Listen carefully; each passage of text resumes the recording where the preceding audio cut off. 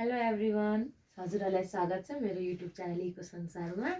आज चाहिँ हामीले मार्केट इक्विलिब्रियमको बारेमा कुरा गर्नेछौँ। योभन्दा अगाडि चाहिँ हामीले दुईवटा भिडियोहरूमा एउटामा चाहिँ डिमान्ड एउटामा चाहिँ सप्लाई पढ्यौँ, जसमा चाहिँ हामीले हाउ इकोनोमिक वर्कको डिल गर्दाखेरि दुईवटा प्राइमेरी फोर्सेसहरू हुन्छ, एउटा डिमान्ड एन्ड एउटा सप्लाई। तिनीहरूले चाहिँ मार्केटमा बायर एन्ड सेलरको इन्ट्र्याक्ट गराउँछ भन्ने कुरा हामीले बुझेका थियौँ मार्केटबाट। यसमा चाहिँ अब के भन्यौँ भने मार्केट हुन्छ है, मार्केटमा दुईवटा पक्ष हुन्छन्, एउटा प्रड्युसर हुन्छ एउटा कन्ज्युमर हुन्छ। अब हामीले ल of demand law of supply पनि पढिसक्यौँ। त्यसमा चाहिँ ल अफ डिमान्ड र ल अफ सप्लाईमा यता कन्ज्युमर अनि यता चाहिँ प्रड्युसर हुन्छ। उनीहरू चाहिँ एक आपसमा अड बिहेभियर हुन्छ कि सप्लाईमा चाहिँ प्राइस बढिरहेछ मार्केटमा भने उसले के अरे प्रड्युसरले मोर सप्लाई गर्छ, अनि फेरि यता कन्ज्युमरले चाहिँ मार्केटमा प्राइस बढिरहेछ भने लेस डिमान्ड गर्छ। त्यस चाहिँ दुईवटा अड बिहेभियरहरू हुन्छ। तिनीहरू चाहिँ अब कसरी इन्ट्र्याक्ट हुन्छन्, कसरी एकअर्कोमा इन्ट्र्याक्ट भएर एउटा इक्विलिब्रियम प्राइस अनि क्वान्टिटी निस्किन्छ भन्ने कुरा हामीले सोध्छौँ होइन त। यो फर्स्ट इन्ट्र्याक्सन चाहिँ हाम्रो इकोनोमिक्समा ब्रिटिस इकोनोमिक्स अल्फ्रेड मार्सलले ल्याउनु भएको थियो। उहाँले चाहिँ यो दुईवटा अपोज्ड फोर्सेसहरूको बारेमा इन्ट्र्याक्सन फर्स्टचोटि इन्ट्रोड्युस गर्नुभएको थियो। यसमा चाहिँ के हो भने मार्केट इक्विलिब्रियम भनेको यो चाहिँ बजार सन्तुलन कमा हुन्छ। बजार सन्तुलन एउटा स्टेट हो, एउटा ब्यालेन्स स्टेट हो इकोनोमीको मार्केटको, जहाँ चाहिँ क्वान्टिटी डिमान्डेड कसले गर्यो? कन्ज्युमरले। एन्ड क्वान्टिटी सप्लाई कसले गर्यो? प्रड्युसरले। उनीहरूको चाहिँ क्वान्टिटी इक्वल हुन्छ एट एनी प्राइस है। सो यसमा चाहिँ के भने एउटा ब्यालेन्स भयो, जहाँ चाहिँ मागेको कन्ज्युमरले मागेको माग गरेको अनि यता चाहिँ प्रड्युसरले सप्लाई गरेको चाहिँ क्वान्टिटीहरू इन्टरसेप्ट हुन्छन्। त्यहाँबाट चाहिँ हामीले एउटा इक्विलिब्रियम प्राइस एन्ड क्वान्टिटी निकाल्छौँ। यही मार्केट इक्विलिब्रियमलाई अब हामी चाहिँ टेबलबाट बुझौँ। यहाँ चाहिँ हेर्नुहोस् है, प्राइस 10, 8, 6, 4, 2 प्राइस घट्दै गएको छ। अनि क्वान्टिटी डिमान्डसँग हामीले चाहिँ प्राइस र क्वान्टिटी डिमान्डको रिलेसनसिप कस्तो भनेको थियो हाम्रो ल अफ डिमान्डले? There is inverse relationship. भनेपछि प्राइस बढिरहेछ भने क्वान्टिटी डिमान्ड घट्नु पर्यो है। अनि हेर्नुहोस् है, प्राइस 10 हुँदा ल क्वान्टिटी डिमान्ड 10 छ, यो इनिसियल पोइन्ट मानिदिउँ है त। अनि अब चाहिँ प्राइस घट्यो है, क्वान्टिटी कति भयो? प्राइस घट्दा प्राइस 8 रुपियाँ हुँदा क्वान्टिटी बढ्यो डिमान्डको। अनि चाहिँ प्राइस 6 हुँदा क्वान्टिटी डिमान्ड 30, प्राइस 4 हुँदा क्वान्टिटी डिमान्ड 40, प्राइस 2 हुँदा क्वान्टिटी डिमान्ड 50। यसले चाहिँ इन्भर्स रिलेसनसिप देखायो है। प्राइस घट्दै जान्छ, क्वान्टिटी डिमान्ड बढ्दै गएको छ। अब हामीले चाहिँ त्यही क्वान्टिटी सप्लाईमा हेरौँ। यसमा चाहिँ हाम्रो ल अफ सप्लाईले के भनेको छ? जब कुनै पनि वस्तुको प्राइस बढ्दै गएको छ भने क्वान्टिटी सप्लाई पनि बढ्दै जान्छ। There is positive relationship. अब हेरौँ है त। अब यो 10 वाला प्राइसलाई इनिसियल प्राइस मान्दाखेरि यहाँ क्वान्टिटी सप्लाई 50 नै छ। अब हेरौँ है त, प्राइस घट्यो, 10 बाट 8 भएको छ। हाम्रो यहाँ के भएको छ? प्राइस घटेपछि हाम्रो क्वान्टिटी सप्लाई पनि यहाँ घट्यो नि, 50 देखि 40 भयो। यसै गरी 8 देखि 6, 4, 2 आउँदा क्वान्टिटी सप्लाई क्रमशः 50 देखि 40, 40 देखि 30, 30 देखि 20, 20 देखि 10 हुन आउँछ, जसले चाहिँ पोजिटिभ रिलेसनसिप देखायो कि प्राइस एन्ड क्वान्टिटीको। अनि यसबाट हामी क्लियर भयो नि ल अफ डिमान्ड र ल अफ सप्लाईको inverse relationship between quantity demand and price and positive relationship between price and quantity supplied. अब हामी यता जाउँ है त, क्वान्टिटी डिमान्ड एन्ड क्वान्टिटी सप्लाइडको फरक हेर्न जाऊँ। ल, क्वान्टिटी डिमान्ड हाम्रो कति थियो? 10, क्वान्टिटी सप्लाइड कति भयो? 50। यहाँ चाहिँ हाम्रो के भयो भने सप्लाई बढी भएको छ नि त डिमान्डेड भन्दा, यहाँ चाहिँ एक्सिस सप्लाई भयो। अब चाहिँ हामी सेकेन्डमा जाउँ। Quantity demand 20, quantity supply 40, 20 minus 20, यहाँ चाहिँ एक्सिस सप्लाई 20 युनिटले बढी भयो।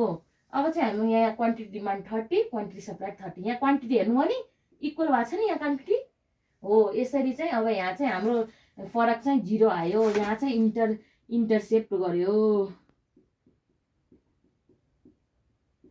अनि यो पोइन्ट चाहिँ इक्विलिब्रियम भयो। Quantity demand equal to quantity supply, यो स्टेट भनेको इक्विलिब्रियम हो, मार्केट इक्विलिब्रियम। अब तल जाँदै गर्दा अब यहाँ हेर, क्वान्टिटी डिमान्ड 40 छ, सप्लाई 20 छ। 20 ले कति भयो? 20 ले चाहिँ हाम्रो एक्सिस डिमान्ड भयो कि मार्केटमा। अनि क्रमशः जाँदाखेरि 50 क्वान्टिटी डिमान्ड, क्वान्टिटी सप्लाई 10 गर्दाखेरि यहाँ 40 ले चाहिँ एक्सिस डिमान्ड भयो। यो होल टेबललाई हामीले चाहिँ अब ग्राफबाट बुझौँ है त। ल, ग्राफबाट मैले चाहिँ यहाँ पहिला ग्राफ बनाइसकेको छु, जसमा चाहिँ हाम्रो इक्विलिब्रियम पोइन्ट यहाँ 6 रुपियाँ हुँदा quantity demand 30, quantity supply 30 and market equilibrium भएको छ।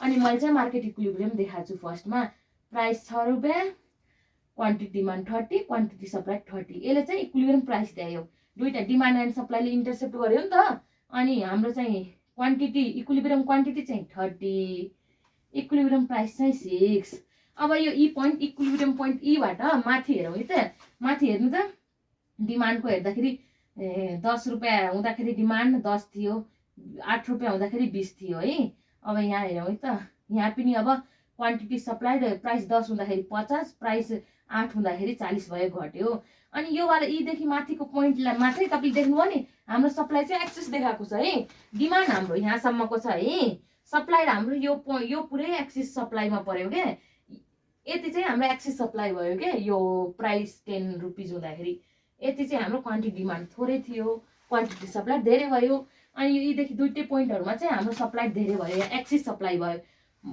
बुझौँ अनि अब यीदेखि तल पोइन्टहरू हेरौँ है त यहाँ हेर्नुहोस् त सप्लाई यहाँ छ है डिमान्ड यहाँ छ अब यो 4 रुपियाँ हुँदाखेरि पैसा चाहिँ क्वान्टिटी सप्लाई यति डिमान्ड हेर्नु त कति धेरै छ एक्सेस डिमान्ड छ कि नै छ 2 रुपियाँ हुँदा नि हाम्रो सप्लाई यति छ क्वान्टिटी डिमान्ड धेरै छ यहाँ चाहिँ डिमान्ड धेरै भयो सप्लाई भन्दा यसले चाहिँ सर्टेज मार्केटमा चाहिँ वस्तु तथा सेवाहरूको सर्टेज भयो कि कम वस्तु तथा सेवाहरू आयो हाम्रो चाहिँ डिमान्ड धेरै हुँदाखेरि सप्लाई गर्न सकेन के कुनै पनि प्रोड्युसर फार्मरहरूले अनि यहाँ चाहिँ एक्सेस डिमान्ड भयो यीदेखि माथिको पोइन्ट एक्सेस सप्लाई यीदेखि तलको पोइन्ट एक्सेस डिमान्ड यी दुईटा सिचुएसनहरू हुन्छन् यिनलाई चाहिँ डिसइक्विलिब्रियम भनिन्छ मार्केट डिसइक्विलिब्रियम मार्केट इक्विलिब्रियम कुन पोइन्टमा हुन्छ यी पोइन्टमा जब एउटा डिमान्ड एन्ड सप्लाई कर्भहरू इन्टरसेप्ट हुन्छन् अनि एउटा quantity demand same equal quantity demand अनि एउटा इक्विलिब्रियम प्राइस भेटाउँछ त्यो पोइन्टलाई चाहिँ हामी यी भन्छौँ यो होलले के भन्यो भने हाम्रो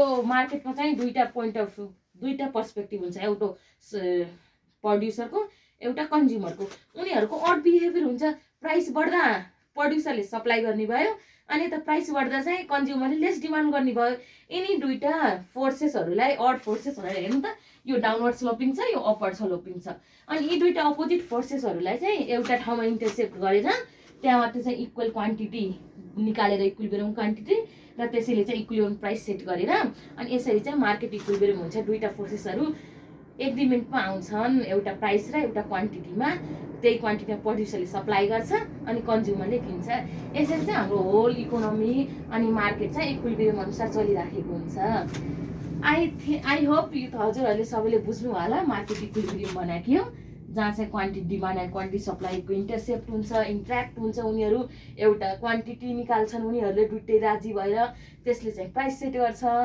अनि यसलाई चाहिँ मार्केट इक्विलिब्रियम भन्छन् अल्सो यसलाई मार्केट मेकानिजम भन्छ कि मार्केटले आफै चाहिँ डिमान्ड एन्ड सप्लाईको इन्ट्र्याक्ट हुँदाखेरि मार्केट चाहिँ इक्विलिब्रियम पोइन्टमा जान्छ भन्ने पनि हुन्छ यो पोइन्टलाई सो तपाईँले बुझ्नु भएको होला पहिलाको भिडियोहरू हेर्नुहोस् law of demand law of सप्लाईको मैले दुईटा भिडियोहरू राखेको छु त्यहाँबाट चाहिँ यो बुझ्न सजिलै छ यो चाहिँ इकोनोमिक्सका बेसिक फाउन्डेसन कुराहरू डिमान्ड भनेको के हो सप्लाई भनेको के हो अनि कसरी इकोनोमी वर्क गर्छ कसरी मार्केट चल्छ इक्विलिब्रियममा कसरी प्राइस सेट गरिन्छ भन्ने कुराहरू चाहिँ मार्केट इक्विलिब्रियमबाट हेऱ्यौँ आजलाई यति नै अब मेरो भिडियो मन परेमा लाइक एन्ड सब्सक्राइब गरिदिनु होला अनि कुनै इकोनोमिक्स रिलेटेड टपिकमा कुनै भिडियो चाहिएमा मलाई कमेन्ट गर्नु होला म अवश्य त्यो लिएर आउनेछु मलाई हेरेर साथ दिनुभएकोमा धन्यवाद।